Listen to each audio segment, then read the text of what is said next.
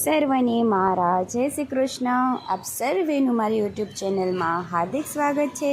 આજે આપણે શ્રાવણ માસના સુદ પક્ષની પૂર્ણિમા એટલે કે રક્ષાબંધનનો ઇતિહાસ તથા મહાત્મ્ય સાંભળીશું. તો નવા હોય અને ચેનલને સબસ્ક્રાઈબ ના કરી હોય તો જલ્દીથી કરી દેજો.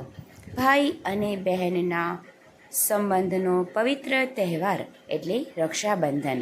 શ્રાવણ માસના પૂર્ણિમાના દિવસે આ તહેવાર ઉજવવામાં આવે છે, જેને શ્રાવણી પૂર્ણિમા પણ કહેવામાં આવે છે.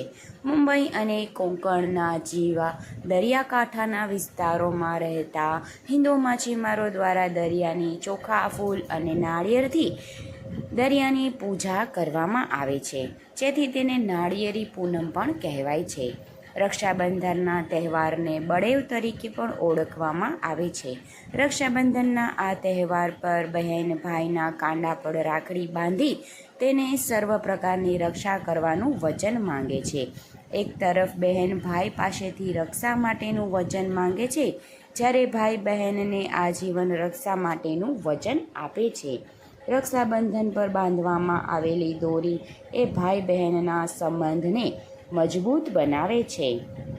આપણે થોડોક રક્ષાબંધનનો ઇતિહાસ સાંભળીએ તો રક્ષાબંધનની શરૂઆત ક્યારથી થઈ તે અંગેની જાણકારી પ્રાપ્ત નથી થઈ શકતી, પરંતુ મહાભારત અને રામાયણના સમયમાં વાર્તાઓ મુજબ આપણે સાંભળી શકીએ છીએ કે દેવરાજ ઇન્દ્ર અને દેવગુરુ બૃહસ્પતિ એક સમયે દેવો અને દાનવો વચ્ચે યુદ્ધ શરૂ થયું. યુદ્ધમાં હારના પરિણામે દેવતાઓએ યુદ્ધમાં તેમના તમામ શાહી પાટ ગુમાવ્યા. પોતાનું રાજ્ય પાછું મેળવવાની ઈચ્છાથી દેવરાજ ઇન્દ્રએ દેવગુરુ બૃહસ્પતિ પાસે મદદની વિનંતી કરવાનું શરૂ કર્યું. ત્યારબાદ શ્રાવણ મહિનાની પૂર્ણિમાની વહેલી સવારે દેવગુરુ બૃહસ્પતિએ આ મંત્ર સાથે સંરક્ષણ વિધિ કરી.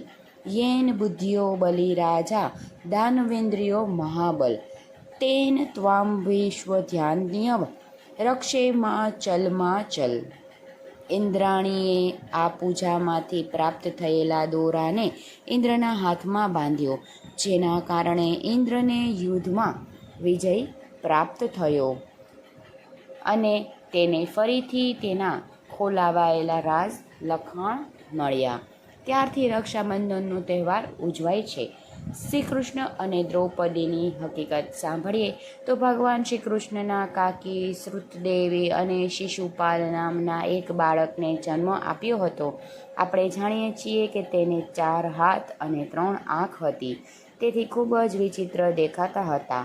ત્યારથી જ ભવિષ્યવાણી થાય છે કે જેના સ્પર્શથી બાળકનો દેખાવ બદલાય તેના દ્વારા જ તેનું મૃત્યુ નિશ્ચિત થશે. એક વખત શ્રી કૃષ્ણ તેમના કાકીના ઘરે આવ્યા, ત્યારે જેમને શિશુપાલને હાથમાં લીધા ત્યારે તે બાળક સુંદર તેમજ તેજસ્વી થઈ ગયું. શુતદેવી આ બદલાવ જોઈ ખૂબ જ ખુશ થઈ ગયા, પરંતુ તેનું મૃત્યુ શ્રી કૃષ્ણના હાથોથી જ થશે એ વિચારીને તે ખૂબ જ ચિંતિત થઈ ગયા હતા. તેમણે શ્રી કૃષ્ણને ખૂબ જ પ્રાર્થના કરી કે શિશુપાલની ભૂલો માફ કરી દો અને તેને શ્રી કૃષ્ણના હાથે સજા ના આપો. ત્યારે ભગવાન શ્રી કૃષ્ણએ તેને વચન આપ્યું કે તે શિશુપાલની 100 ભૂલો માફ કરશે, પરંતુ જો તે 100 ભૂલથી વધારે ભૂલો કરશે તો તે ભૂલની માફી નહીં મળે. શિશુપાલ મોટા થઈ અને ચેદ નામના એક રાજા થયા. તે રાજા હોવાથી સાથે જ ભગવાન શ્રી કૃષ્ણ સંબંધિત પણ હતા, પરંતુ તે ખૂબ જ ક્રૂર રાજા હતા અને તેના રાજ્યના લોકોને ખૂબ જ પીડા તેમજ દુઃખ આપતા હતા અને વારંવાર ભગવાન શ્રી કૃષ્ણને પડકારવા લાગ્યા. એક વખત તેમને ભરી સભામાં શ્રી કૃષ્ણને ટીકા કરી, ત્યારે શિશુપાલે તેમની 100 ભૂલોની સીમા પણ હદ હટાવી. તરત જ ભગવાન શ્રી કૃષ્ણએ તેમના સુદર્શન ચક્ર દ્વારા તેમને સજા આપી. જ્યારે ભગવાન શ્રી કૃષ્ણએ ક્રોધમાં સુદર્શન ચક્ર શિશુપાલ પર ફેંક્યું ત્યારે તેની આંગળી પણ વાગી ગયું. ત્યારે હાજર રહેલા લોકો તેમના તે ઘા પર બાંધવા માટે અને ઘા પર લગાવવા માટે કંઈક લેવા ગયા, ત્યારે દ્રૌપદીએ આજુબાજુ કશું જ જોયા વિના પોતાની સાડીમાંથીને ભગવાન શ્રી કૃષ્ણને પટ્ટી લગાવી. ત્યારે ભગવાન શ્રી કૃષ્ણએ દ્રૌપદીને કહ્યું કે ધન્યવાદ બહેન, તે મારા કષ્ટમાં મારો સાથ આપ્યો.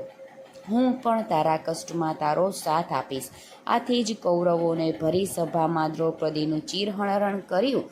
ત્યારે શ્રી કૃષ્ણ તરત જ દ્રૌપદી પાસે રક્ષા માટે આવી ગયા અને તેમનું વચન નિભાવ્યું. આ રીતે રક્ષાબંધનની શરૂઆત થઈ હતી તેવી માન્યતાઓ છે. ત્યારથી જ બધી જ બહેનો પોતાના ભાઈના કાંડા પર રાખડી બાંધે છે અને આ પર્વને ઉજવે છે અને ભાઈ બહેનની અને બહેન ભાઈની રક્ષા માટે આજીવન સતર્ક રહે છે. તો રક્ષાબંધનની આપ સર્વને હાર્દિક શુભેચ્છાઓ. બધાને મારા જય શ્રી કૃષ્ણ.